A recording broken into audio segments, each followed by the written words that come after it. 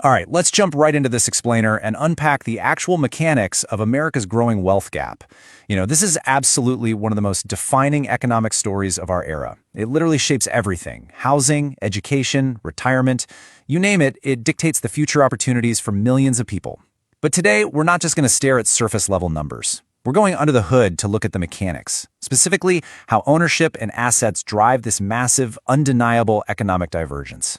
By the time we wrap up here, you're going to understand exactly why this gap just keeps getting wider and wider, even when the broader economy seems like it's doing great. To really wrap our heads around this, I want you to picture something for a second. Imagine two families, okay? They live in the exact same city, they shop at the exact same grocery stores, they drive the same roads, and their kids even go to schools just a couple of miles apart. But flash forward 10 years, and something dramatic has happened. One family has become significantly wealthier. Their financial future is totally locked in. Meanwhile, the other family is just struggling. They're desperately paddling just to keep their heads above water and keep up with rising costs. And here is the craziest part of all. Both of these families work equally hard. They both want a better future, and they are both trying to do all the right things. It's wild, right? Both of these paths represent a genuine, hard-working desire to move up in the world, yet the gap between them just keeps stretching out further every single year. So why does one move ahead while the other falls behind? Well, it honestly boils down to a fundamental, widespread misunderstanding of what wealth actually is. So, Section 1. Income is not wealth.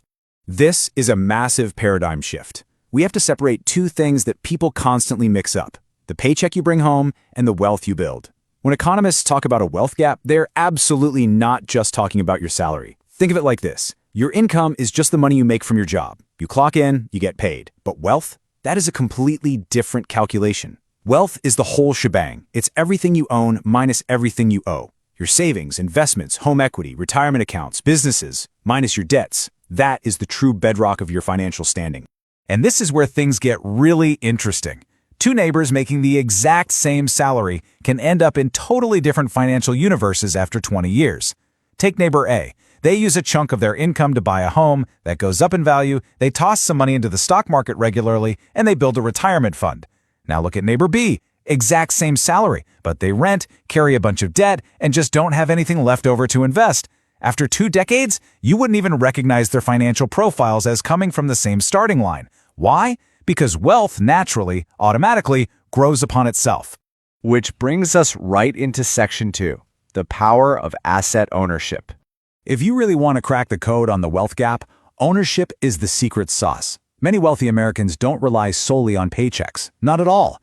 They rely on appreciating assets, things like stocks, investment funds, businesses, real estate. If you own shares in a successful company, you win when they win. If you own real estate, you win when property values go up. The absolute magic here is that these assets generate value nonstop, while you're sleeping, while you're on vacation, and crucially, when you are not actively clocking into work. Look, for most of us, the main way we earn is labor. You trade your time for money. And don't get me wrong, that is a noble, necessary way to start building your life.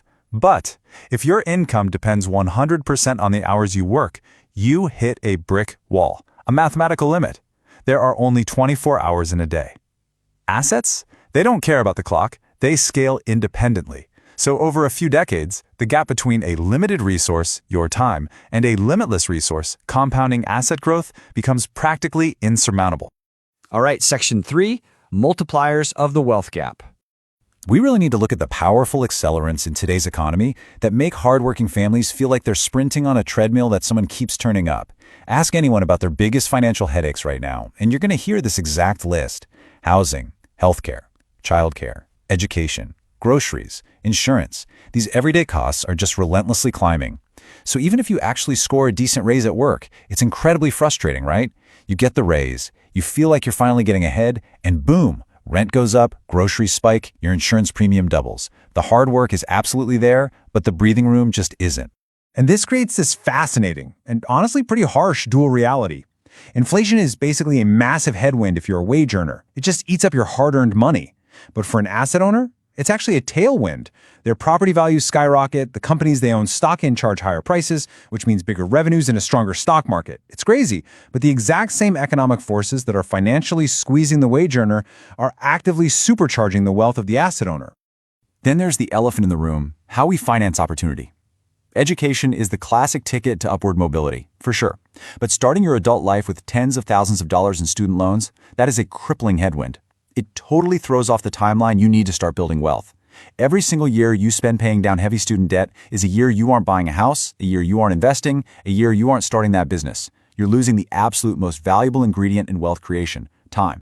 Which perfectly transitions us into the quietest but maybe the most powerful force of all, generational wealth. When we hear generational wealth, we instantly picture like massive billionaire dynasties with trust funds. But actually, scratch that, that's a total misconception. Generational wealth is usually super quiet. It's the compounding advantage of a modest home being passed down. It's avoiding student loans because of a family college fund. Or honestly, just inheriting financial literacy from your parents. Families without those things start at zero. Families with them, they get a massive head start. And then you throw the fuel of markets and technology onto the fire. Higher income households just hold a lot more financial assets. So when the stock market goes on a massive run or a huge tech boom happens, the payouts flow disproportionately to the people who are already invested or who have highly specialized skills. On the flip side, workers who rely just on their labor are facing industries disrupted by automation and a ton of economic uncertainty. The modern economy just heavily rewards capital and specialized knowledge, and that pushes the gap wider and wider. All right, let's bring it home with Section 4, planting your financial tree. This is the core truth of this entire explainer. There's no single villain causing the wealth gap. Think about planting two little trees. One gets just a tiny bit more sunlight, slightly better soil, a little extra water. For the first few years, they look basically identical. But let those tiny differences repeat over 20 years, the sheer math of compounding takes over, and suddenly one tree is massively larger than the other. Wealth works exactly the same way. Small advantages, like buying a house a few years earlier, dodging some debt, holding an asset that appreciates, they compound over decades into just mind-blowingly different outcomes. So what do we actually do with this? Well, most of us spend years, decades even, learning how to work for money. But almost no one teaches us the basics of how assets grow. The really good news here is that financial knowledge is more accessible today than at literally any other point in human history. Understanding how wealth is built, getting a grip on budgeting, investing, entrepreneurship, personal finance, that is the most crucial skill you can possibly develop right now. You simply have to learn how to make money work for you, not just how to work for it. At the end of the day, understanding these mechanics isn't about pointing fingers or placing blame. It's about preparation. It's about seeing the board clearly so you can make informed moves for your own future. So I want to leave you with a question to chew on. Looking at all the multipliers we unpacked today, what do you think is the absolute biggest driver behind America's growing wealth gap? Is it the housing market, education costs, tech disruptions, or something else entirely? Think about how these forces are showing up in your own life. Thanks so much for joining me for this explainer, and keep questioning the mechanics of the world around you. Catch you next time.